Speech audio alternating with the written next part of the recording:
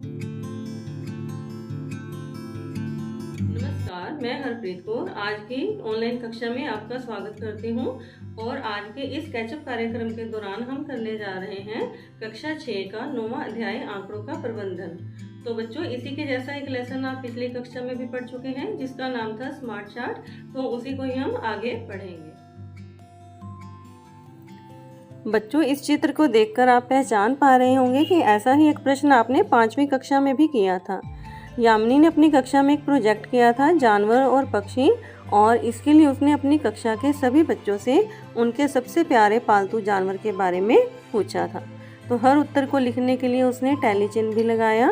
तो इस प्रकार से ये जो उसने आंकड़ों का संग्रह तैयार किया, इससे हमें क्या सूचना मिलती है कि 24 बच्चों ने कक्षा में कुत्ते को पालतू जानवर के रूप में चुना, 21 ने तोते को, 14 ने गाय को और 3 बच्चों ने गिलहरी को अपने पालतू जानवर के रूप में चुना। तो इस प्रकार से जो आंकड़ों का संग्रह होता है, ये हमें बड़े आसानी से सूचनाओं के बारे में जानकारी देता है। इसके अलावा आप यहाँ से और क्या सूचना प्राप्त कर सकते हैं कि कक्षा के अंदर कुल कितने बच्चे हैं और किस जानवर को बच्चे अधिक पसंद करते हैं और किस जानवर को कम पसंद करते हैं। तो ऐसी जो जानकारियां हैं वो आप भी इकट्ठी कर सकते हैं अपनी क्लास में, और ऐसा ही प्रोजेक्ट जो है आप भी तैयार कर सकते हैं।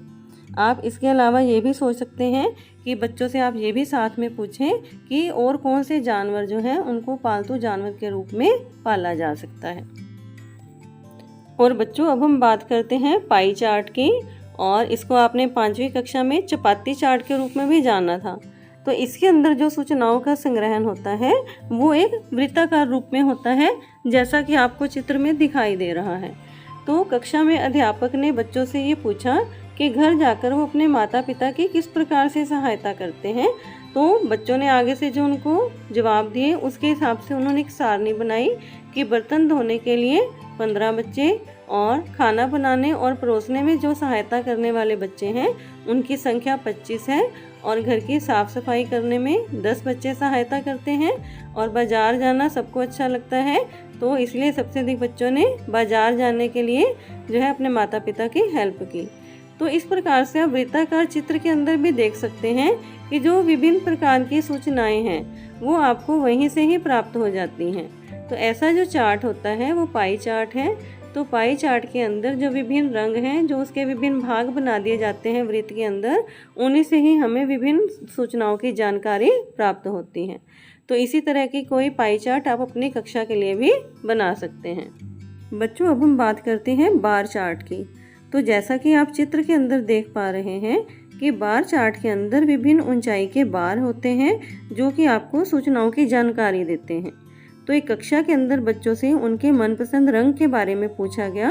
तो जैसा कि आप बार चार्ट के अंदर जो उनके बार हैं उनकी ऊंचाई से ही पता लगा सकते हैं कि सबसे अधिक रंग कौन सा पसंद है बच्चों को, हरा, और उसके आगे संख्या आप देख सकते हैं 18 है। और इसी प्रकार से अगर आप बार की ऊंचाई से अंदाज़ा लगाएं तो आप बता सकते हैं कि कौन सा रंग सबसे कम पसंद है। तो यहाँ पे आपको सबसे कम कौन सा जो है ऊंचाई दिखाई दे रही है, लाल रंग की।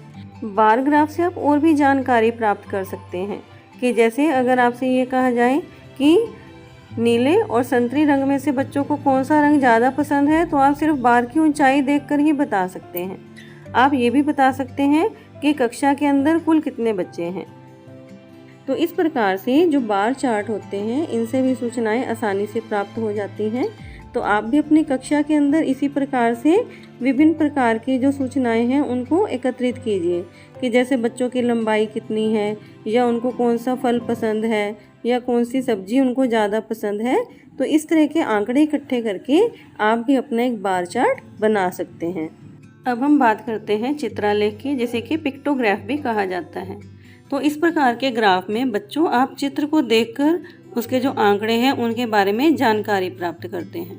तो अब देखिए, आपको दिखाई दे रहा है कि किसी दुकान से बिकने वाले जो बल्ब हैं उनके बारे में जानकारी है सप्ताह के 3 दिनों की, कि सोमवार को कितने बल्ब बिके हैं, मंगलवार को और बुधवार को कितने बिके हैं। और आपको ये भी लिखा नज़र आ रहा है कि बल्ब के एक चित्र का मतलब है एक बल्ब।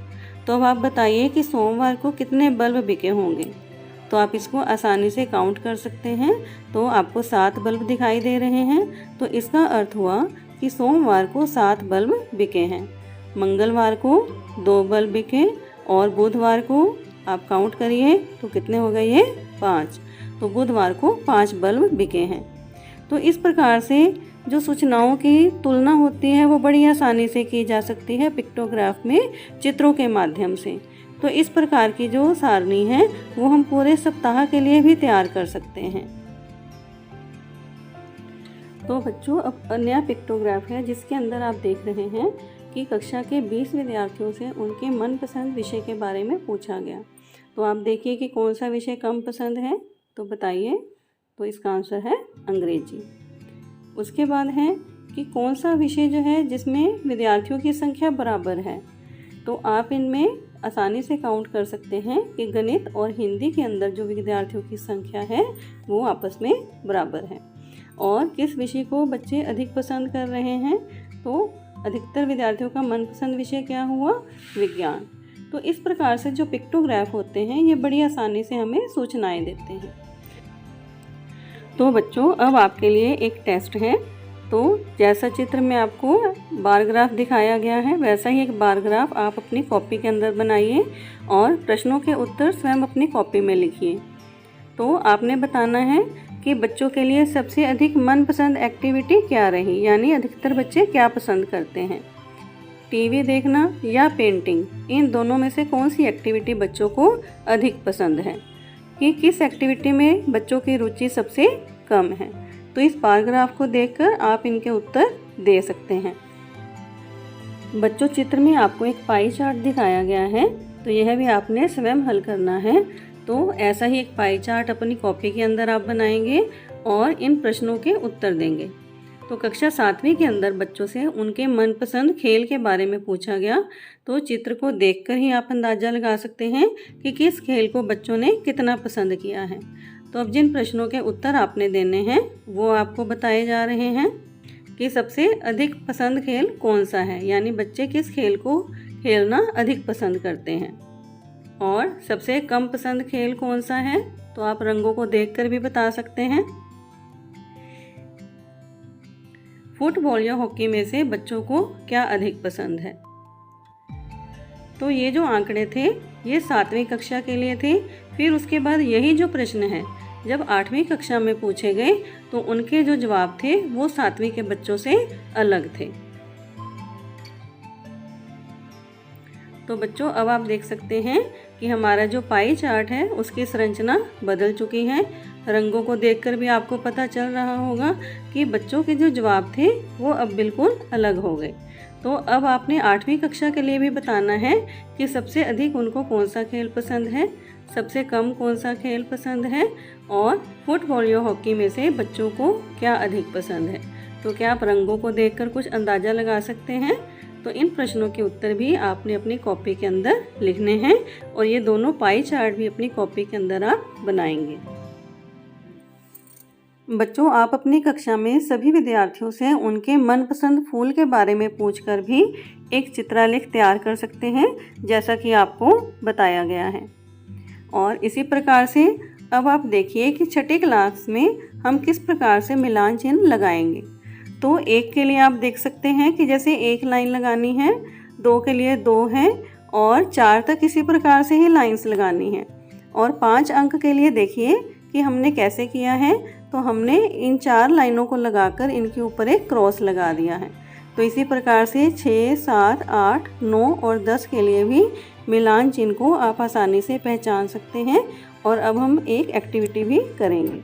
एक्टिविटी के अंदर हम देखेंगे कि हम आंकड़ों का प्रबंधन किस प्रकार करते हैं।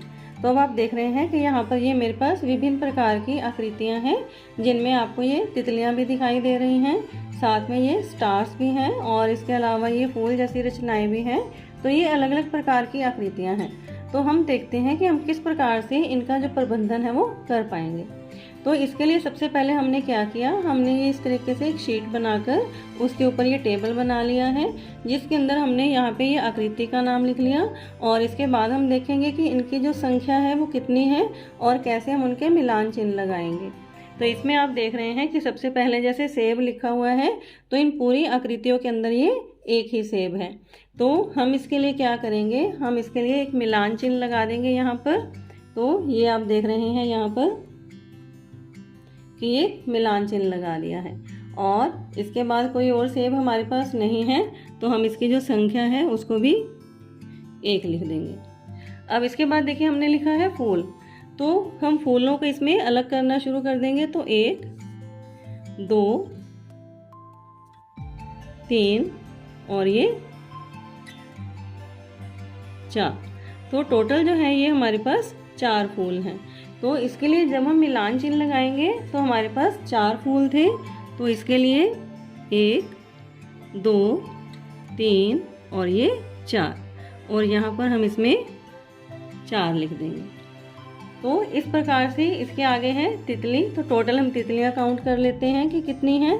तो इसके लिए तो ये 1 2, तो इसके बाद देखिए यहाँ पे हमारे पास और कोई तितली नहीं है तो हम इसके लिए ये 2 मिलान चिन्ह लगा देंगे। तो ये हमने 2 मिलान चिन्ह लगा दिए और यहाँ पे हमने इनकी संख्या 2 लिख दी। इसके बाद हम तारे इसमें काउंट कर लेंगे, तो ये हमारे पास आ जाएंगे 1 2 3 4 5 6 7 8 9 और ये 10। तो ये हमने तारों को भी गिन लिया कि ये टोटल हमारे पास 10 तारे हैं। तो अब देखिए हम इसके जो मिलान चिन्ह है वो कैसे लगाएंगे। तो इसके लिए हम करेंगे इसमें 1 2 3 और 4, और जो 5वां मिलान चिन्ह है वो हम इस तरीके से लगाएंगे। तो ये हमारे पास 5 हो गए, फिर 6 7 8 9 और ये 10। तो टोटल तारे हमारे पास 10 हैं। 10 मिलान चिन्ह हमने लगाए, तो यहाँ पर ये हमने 10 लिख दिया। इसके बाद आता है जो हमारे पास मछलियाँ हैं, तो 1 2 3 4 और ये 5। तो टोटल हमारे पास 5 मछलियाँ हैं। तो इसके लिए मिलान चिन्ह 1 2 3 4 और ये 5। तो इस तरह से हम इसमें मिलान चिन्ह लगाते हैं। तो मैं उम्मीद करती हूँ ये आपको इस तरीके से अच्छे से समझ आ गया होगा। तो आप भी कोई भी ऐसी आकृतियाँ या कोई भी अलग अलग रंगों के जो बटन हैं उनको इकट्ठा कर सकते हैं और इस प्रकार से आंकड़ों का प्रबंधन कर सकते हैं। मैं उम्मीद करती हूँ कि ये एक्टिविटी आपको अच्छे से समझ आई होगी और आप अपनी कक्षा के अंदर भी इसी प्रकार की कोई एक्टिविटी करने की कोशिश करेंगे। उसके लिए आप बच्चों से उनके मनपसंद रंग पूछ सकते हैं, उनके मनपसंद फूल पूछ सकते हैं, या उनके जो मनपसंद गेम है वो भी पूछ सकते हैं। तो विभिन्न प्रकार का जो संख्याओं का डाटा है आप उसको इकट्ठा करें और फिर उसका जो है आंकड़ों का प्रबंधन करें, एक चार्ट बनाएं, मिलान चिन्ह लगाएं। तो इस तरह से आप भी आंकड़ों का प्रबंधन स्वयं सीख जाएंगे। Thank you.